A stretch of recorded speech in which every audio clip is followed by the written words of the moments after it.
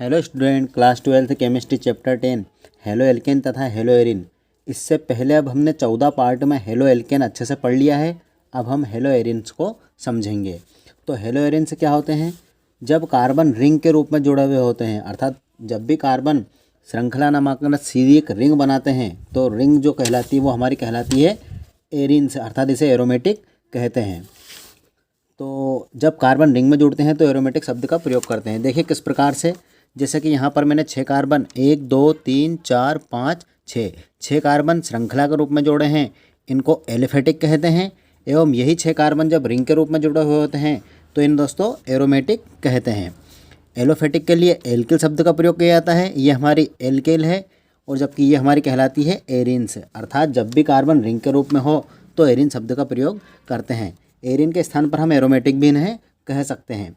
इससे पहले हमने 14 पार्ट में एलोफेटिक को अच्छे से पढ़ लिया है। अब हम एरिन्स को पढ़ेंगे। कुछ आपको स्ट्रक्चर एरिन्स के रूप में याद रखना है।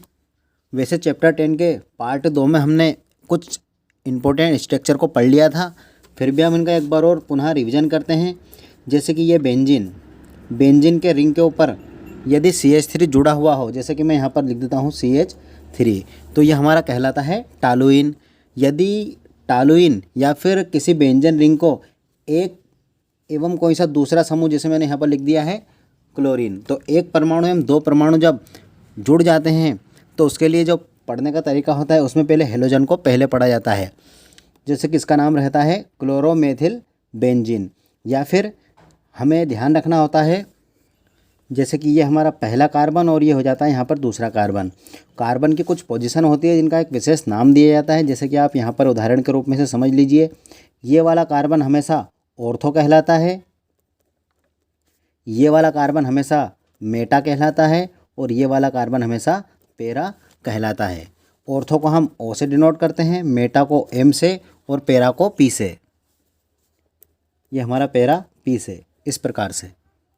तो इस प्रकार इस रिंग का नाम हमारा बन जाता है ऑर्थो, क्योंकि ये क्लोरीन ऑर्थो पर जुड़ा है, ऑर्थो क्लोरोटालुइन। इसको ऑर्थो क्लोरोटालुइन पढ़ा जाता है। या फिर इसे हम पहला और दूसरे कार्बन पर क्लोरीन जुड़ा है, इस कारण से इसे 2 क्लोरो,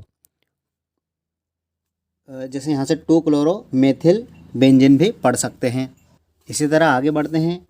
पुनः कार्बन की एक रिंग के रूप में कार्बन को जोड़ लेते हैं, एक स्थान पर CH3 जोड़ देते हैं। अब ऑर्थो पर ना जोड़ते हुए हम इसे मेटा पर जोड़ देते हैं, तो इसका नाम हो जाता है मेटा क्लोरोटालुइन। या फिर दोस्तों इसे हम पढ़ सकते हैं मेटा क्लोरो मेथिल हेक्सेन। ये इसका IUPAC पद्धति में नाम हो जाता है।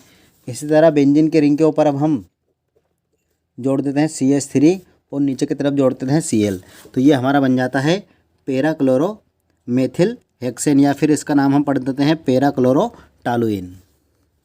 मैंने यहाँ पर इनके नाम लिख दिए। ऑर्थो को हम O से डिनोट कर सकते हैं, ऑर्थो क्लोरोटालुइन। मेटा को हम M से, या फिर हम इसे लिख सकते हैं मेटा क्लोरोटालुइन। इसी तरह मैंने यहाँ पर लिखा है पेरा को हम P से डिनोट करते हैं, पेरा क्लोरोटालुइन। या तो आप इंग्लिश वर्ड लिख दीजिए या फिर आप सिंपल पेरा लिख दीजिए। इसके अलावा कुछ और स्ट्रक्चर को आप ध्यान दीजिए, जैसे कि यहाँ पर मैं लिख दूँ C6H5। ये हमारा IUPAC पद्धति में फेनिल पढ़ा जाता है एवं सामान्य भाषा में इसे बेंजिल पढ़ा जाता है। तो यहाँ पर मैं फेनिल के साथ में यदि CH2Cl जोड़ देता हूँ तो मैंने एक मेथिल जोड़ा है और एक हेलोजन समूह जोड़ा है। इसे अब हम रिंग के रूप में लिखते हैं, तो इस प्रकार से ये हमारी रिंग बन जाती है। यहाँ पर हो जाता है CH2Cl। तो दोस्तों ये हमारा कहलाता है फेनिल क्लोरोमेथेन, या फिर इसका सामान्य भाषा में नाम है बेंजिल क्लोराइड।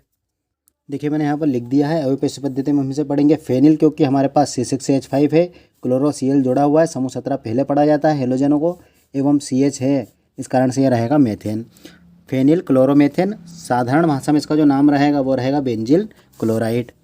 आगे इसी तरह अब हम पुनः एक और बेंजीन को समझते हैं। ये हमने बेंजीन लिखा है, यहाँ पर अब यहाँ पर हमारे H2 थे, यहाँ पर मैंने एक H रखा है, यहाँ पर Cl2 की मात्रा बढ़ा दी है। इसका नाम बन जाता है फेनिल डाइक्लोरोमेथेन। इसी तरह एक और हम लिखते हैं बेंजीन की रिंग। ये हमने बेंजीन लिया, यहाँ पर एक कार्बन लिखा, अब क्लोरीन की संख्या हम कर देते हैं 3, तो इसका नाम बन जाता है फेनिल ट्राइक्लोरोमेथेन। देखिए मैंने यहाँ पर इनके IUPAC पद्धति में नाम लिख दिए। फेनिल डाई, क्योंकि दोस्तों क्लोरीन 2 बार, इस कारण से डाई लिखा गया है। डाई क्लोरो लिखना है दोस्तों, यहाँ पर डाई क्लोरो मीथेन। इसी तरह फेनिल ट्राइक्लोरोमेथेन, चूँकि क्लोरीन यहाँ पर 3 बार है। इससे आगे अब हमें हेलोएरिन का ही अच्छे से अध्ययन करना है। तो आप इस प्रकार से इसे नोट करते जाइए कि यदि कार्बन रिंग के रूप में जुड़े हुए होंगे तो हम उनसे हेलोएरिन पढ़ेंगे। इससे अगले पार्ट में अब हेलोएरिन बनाने की हम विधियों को समझेंगे। धन्यवाद।